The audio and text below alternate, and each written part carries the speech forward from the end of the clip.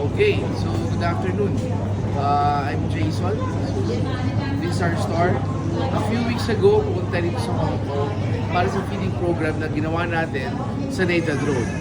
We saw people na hindi kumakain, so nag-feed tayo ng mga roasted Peking ducks. Yung mga umorder ng one-piece chicken, naawa tayo, binigyan natin isang buong chicken. No? Yung iba naman na tubig na iniinom, sinuplayan natin sila ng soft drinks good for 1 month. Now, yung mga iba nakita natin na walang mga bag, no, kasi namimili sila dito. Ang mga bag dito, no, binibili nyo, $1 to $3 yung plastic bag. So, ginawa namin, namili kami sa LV, pinamigay namin sa mga tao para grocery. Ngayon, nagtayo tayo ngayon ng what we call as charity supermarket. Pasok lang kayo, get what you want, no, sign up, no, you don't have to pay for anything, everything is free. No, so, this will last for maybe, simulan natin mga 5 years, no, pag naging successful, mga 10 years.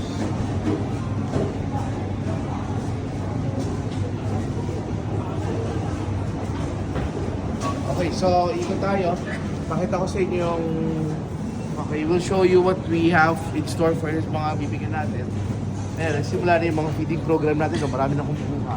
Ayan. Ayan. Dito mo yung iba, kumukuha na sila ng orange. May mga fruits tayo, vegetables. Ayan. Okay. So, namimili pa yung iba. Okay, so yan.